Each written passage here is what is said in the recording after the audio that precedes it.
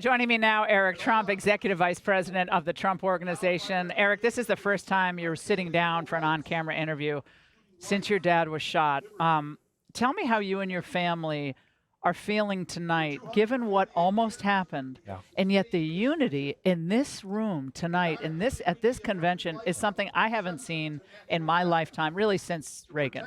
Well, I think the duality of the world. Here I am, effectively casting the deciding vote that puts my father as a Republican nominee for president of the United States 1 minute. And then, 2 days ago, I was sitting with my wife and my 2 young children on a couch when you hear, gunshots rain out. And, he gets up with blood on his, hands and on his face. And, you think you might have lost him, forever. And I'll have to say, he is the strongest person I've ever met. He is unbelievable. He was unrelenting. We are not changing a second of the RNC. I don't care if half my ear was blown off. I don't care.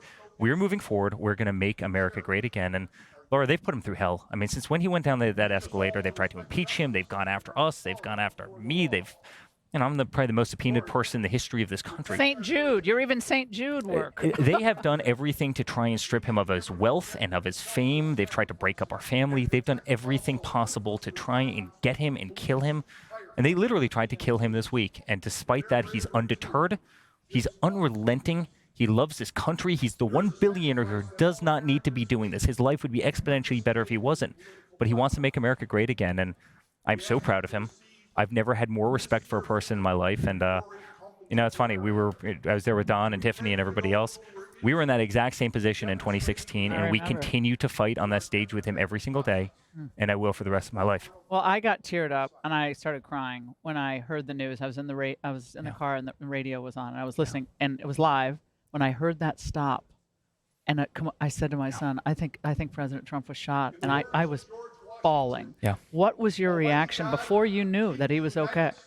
I've done a lot of shooting in my life. It's kind of my hobby, and I know very, very well. And I heard those gunshots, and I knew it was bad. And obviously, when he would grab the side of his face, it's you don't get those. You don't get slight grazes to the ear. I mean, that is divine intervention. That he was not mortally wounded. He turned his head right at the last second, and I mean, my heart sank, and my kid's heart sank, and Laura's heart sank, and we couldn't believe it. I mean, we were speechless, and as they rushed him into the car, and obviously there's chaos after that. You can't get in touch with anybody for a little while, and he finally called me from the hospital right as he was going in, right as he was going to get a CAT scan, and he called me, and he was actually incredibly calm and made a couple little jokes, and I knew he was back. I knew he was the dad I know so well, but your heart drops. It should never have happened. I have to say the Secret Service agents on that stage, they were incredible. The girl in the picture, she was with me for 3 years. She's unbelievable. What incredible people. And make no mistake, they would have taken a bullet for him all day long. Now, no one should have gotten on that roof, and they'll figure out what exactly happened there. But I have to say that they're some of the most dedicated people you'll ever meet. Those agents on that stage. And the people, just the agents in general in the Secret Service, are some of the most incredible people you'll ever meet. And I know how much they like your dad and respect him. Yeah. Tell me about him now in this moment. I know you spent a lot of time with him this afternoon. Yeah. I spoke with him yesterday. How has this changed him or his thinking, not about policy, but about this moment? Listen, I think when you have a bullet whiz, millimeters away from your brain, I think it changes your perspective on life. And, maybe I can tell you he's never been more determined. Did he ever consider dropping out after that moment? The exact opposite. The exact opposite. When he got off the floor, he has blood on his face, and he starts pumping his fists in the air, saying, "Fight, fight, fight." Laura, it's so funny. Over the years, it's Donald Trump is going to drop out. I hear this from all the political pundits, and I go, "Please make me a bet. I'll bet any odds." I did say that in 2015, and he still hasn't. He doesn't let me live that down. I said it for like 5 seconds. He's like, "You said what?" And I would laugh. I'm like, "Okay, I was wrong about that." He has more fight. He has more determination. He's just a remarkable human being, and he wants to save this republic. He wants to save our country. He wants to see the best for our nation. He's a remarkable person. I mean, anybody else, any other billionaire friend he had, they would have been out of the race in 3 seconds. They would have made it so uncomfortable for them that they would have bowed out in a second. And despite that, he continues to fight. And what about J.D. Vance as a pick, who I just adore, his views, his family, his life story. How do the two of them, they're very different people, different personalities. How do they mix? Yeah, but they're both anti-rhino. And that's what the party needs. We're going to go to the national anthem really quickly, Eric. We're going to dip in briefly. We're going to stay with Eric Trump. And I don't know if we're going to a commercial break or... No, we're going. Oh, good. I don't have to go to a commercial break.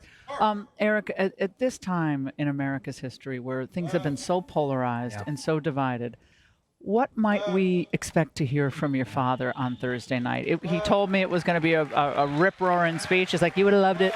And he said, but we're gonna change it. What can we expect? He did, and I've heard some of it, and it's amazing. It's incredibly inspirational, and that's what this country needs right now. We've got to stop. Everybody needs to stop. I was down on the floor before, and I got attacked by MSDNC, as we call them, and I go, you guys couldn't wait 24 hours. Please, just cool it off a little bit. Everybody needs to relax, and this room, as you can see out here, is full of love. I mean, the patriotism, the American flags, the cowboy hats. This is the best of America, and we should celebrate this. Why does the left hate? They don't really like cowboy hats, and some of them get triggered by the American flag. People are just happy. It's a shame. We need to bring back the American flag. It's really interesting. Right after 9/11, everybody flew the American flag. Everybody. And it didn't matter party affiliation. It was patriotic. And we've seen a demise of that, and it's very, very sad. We have to bring that back. We live in the greatest country on earth. We've got the best country on earth. We can achieve more than anybody on earth. And that's what my father wants to do. That's what my father fights for every single day. And it infuriates him when people don't fight for this nation. We are the best. We should be number one at absolutely everything we do. And we can be. We have the best people. We have the best resources. We have the best nation. We have the best system. To hear some of the rhetoric today, after everything the nation has seen in the last 72 hours, Yeah. I mean, that Vance is a threat to NATO. He's a threat to Ukraine. He's a threat to every migrant. I mean, it was so over the top. And Van Jones at some points praised your dad for the criminal justice reform and, had to give him props. But it's almost like it's a reflexive response from them when something good is happening on the other side. Because the mainstream media has been lobbyists for the Democratic Party for years and years and years. I mean, it's a threat to NATO. Isn't that really interesting? My father's one president who didn't get into a war. In fact, he got us out of all wars.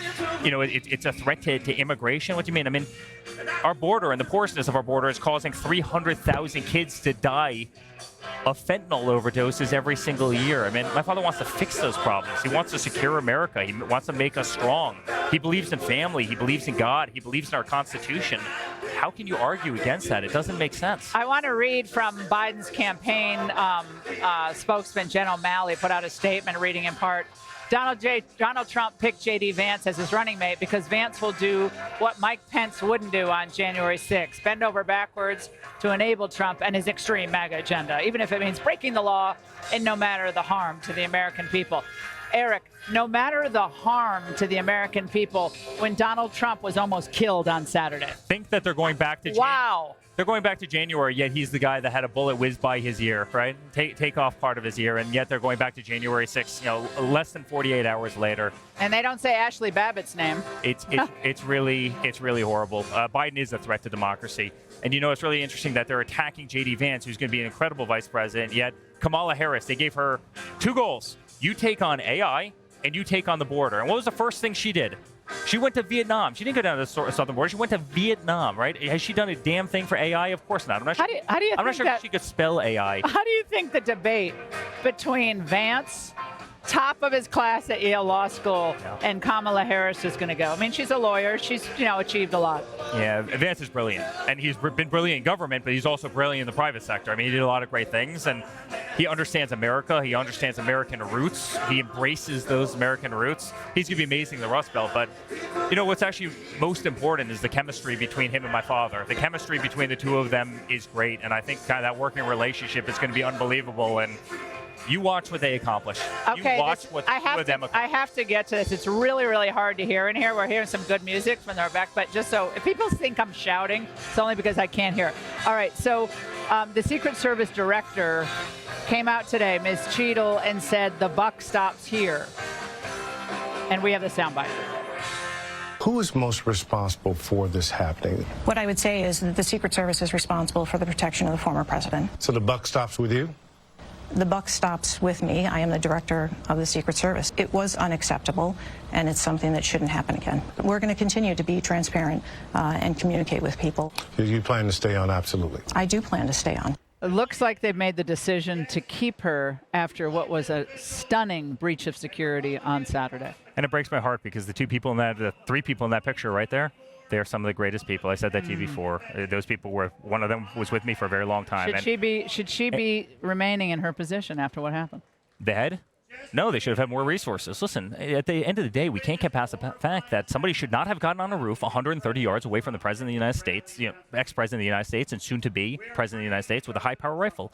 That's unexcusable. I grew up doing a lot of competitive shooting. 130 yards with a, modern high-power scoped rifle hard is that a shot? chip shot.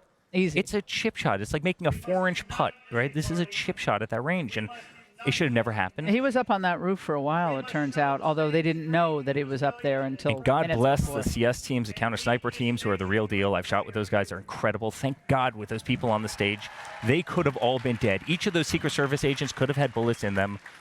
But there was a lapse and something that happened, and there was a lapse. And everyday Americans noticed that guy on the roof. Everyday Americans. And by the way, noticed. thank God for them. Thank God for pointing them out, and it's. And Corey Comparatore's funeral, I'm not sure when that's scheduled. Yeah. Will someone from the Trump family be there? There's no question, and there's many things we've done. We set up a GoFundMe page, and last time I saw it, is close to $5 million that we're raising for that family, and it's unthinkable. This is a person who loved Donald Trump, his family. He jumped on his children. It's unthinkable what happened there. This can't happen in America. We are so much better than this in this country. It cannot happen. He represents the spirit of America, too. Sacrifice, God the bless ultimate him. sacrifice. God bless him. Eric, it's so great to see you. I still remember our first conversation in 2015. It's been quite the journey. Great to see you. All right. Thanks, Laura. We'll see you soon. Click here to subscribe to the Fox News YouTube page to catch our hottest interviews and most compelling analysis.